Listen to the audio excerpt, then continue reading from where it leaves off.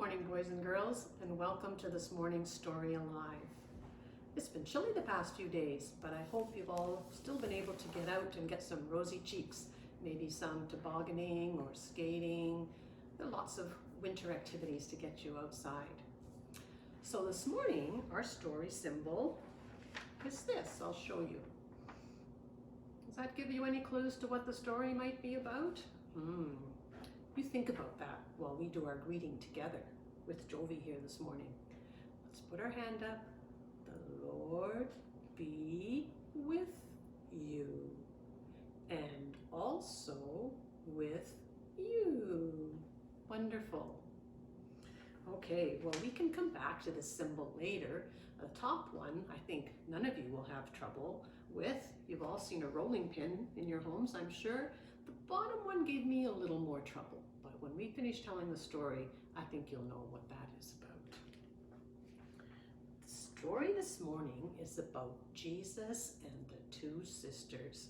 I know many of you have heard this story before. Do you know the names of the two sisters? Right, Mary and Martha. Mary and Martha were adult sisters and they loved each other very much, but they were very different from each other. Just like sisters we know are different from each other. Like some in our Sunday school. Let's see. Eleanor and Elizabeth are sisters but are different. Ainsley and Adelaide, again, sisters but different. And Willa, Renee, and Gretel, different too, right? All right, so in this story, Mary and Martha had a brother, Lazarus. And Lazarus was a good friend of Jesus. And he told Mary and Martha that he was going to bring Jesus and some of the disciples home for dinner in the evening. Wow, Mary and Martha were both excited because they'd heard so much of Jesus and they wanted to meet him, but they had different reactions. Martha immediately began to worry. She was worried that dinner had to be perfect. So she was going through her menu and she was thinking of the shopping she had to do, and she thought, I'd better bake some bread and I have to sweep the floors. Mary, on the other hand, was kind of dreamy, and Mary was thinking, oh, I'm finally going to meet Jesus. And she spent the afternoon thinking of the stories she wanted Jesus to tell her, because Jesus would tell stories that helped people learn how to live, right? So she was thinking, oh, I would love to hear the story of the Good Samaritan and the story of, let's see, the mustard seed and maybe the rich man, the poor man, and the story of Zacchaeus. Do you remember the story of Zacchaeus that Andreas helped tell last week by singing a song? Yes, Andreas has a special liking of Zacchaeus. Anyway, Mary was thinking about all these stories, and she wasn't being much help to Martha, who was worried about everything being perfect. Finally, there was a knock on the door, and in came Lazarus with Jesus and some disciples. After greeting Jesus, Mary and Martha went in different directions. Martha back to the kitchen to fuss over dinner. But Mary led Jesus into the living room and sat down at his feet and encouraged Jesus to tell his stories. So he did. After a while, Martha began to get more and more annoyed in the kitchen. So she came out because she felt she was doing all the work. And she said to Jesus, Jesus, don't you think Mary should be helping me?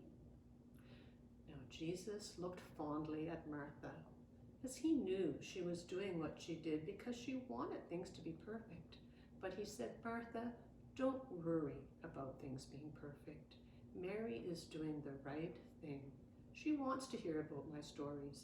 I want everyone to hear about my stories because they teach people how to live like God wants them to live. That's an interesting story, isn't it? It teaches us all to listen and to listen to Jesus' stories. Maybe this week you could all make a special habit of listening really intently to what people are telling you. Listening to your mom and dad, listening to your teachers, listening to the stories that you probably read before bed or mom and dad tell you before bed. I thought we could play a quick game that helps us practice listening. I'm going to make some sounds. I'm going to get you to close your eyes and guess what those sounds are. So how about everyone close their eyes nice and tight and listen to this first sound. All right, how many knew what that was? You can open your eyes. That was a maracas. Some of you may know that. It's a Caribbean instrument they use to make music. All right, close your eyes again, and I'm going to make another sound.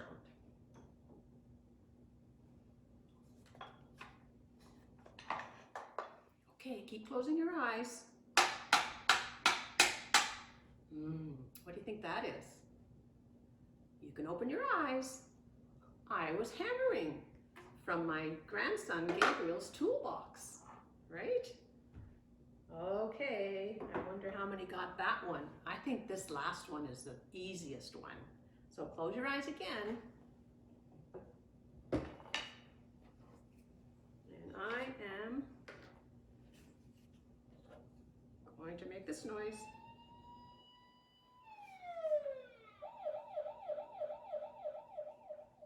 How many got that one? How many got that one? And there's another one to follow it. Yeah, so the first one, right, was an ambulance, and the second one was a train. Some of you may have heard a train like that at Heritage Park if you've gone there with your families. Anyway, boys and girls, let's bow our heads now and say a short prayer. Dear Lord, thank you for sending Jesus, who had so many stories to tell us to help us learn how to live. Help us to listen so that we too can live our lives the way you want us to. We thank you and ask you, Jesus, to keep us safe and healthy, and our families too. Amen. All right, bye boys and girls, and stay tuned next week to see Inga and her story. Bye for now. Have a safe week.